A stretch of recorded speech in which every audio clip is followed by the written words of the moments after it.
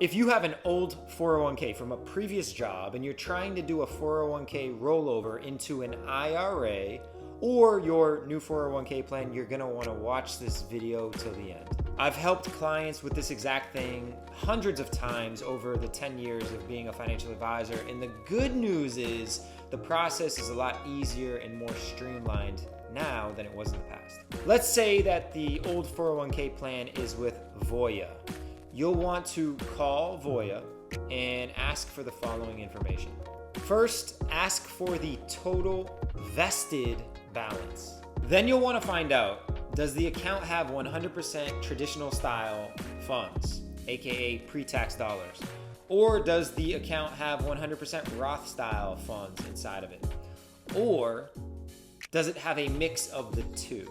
If it has traditional style and Roth style funds inside the one 401k account, you want to get the amounts for each. Now, make sure you are in fact listed as being separated from service in their system.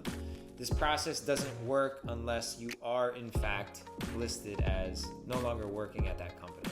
This is where you can now ask to the person you're speaking with, in my example, a representative at Voya, if this rollover can be completed and processed right here, right now, over the phone, or if there are any additional forms required by your previous employer. Nowadays, the answer is usually yes, it can be processed over the phone. And at this point, this is where you're going to need the information to where the money is supposed to go and the account number associated with the institution receiving the funds. So you'll give them the name of the institution and the address so they know where to mail the check.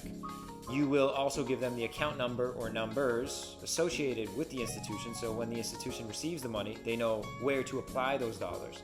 And I say account numbers because if you did have a mix between traditional style and Roth style funds in your old 401k account and you wanted to avoid any taxable events, you can have the traditional style portion go into a traditional IRA and the Roth style portion go into a Roth IRA.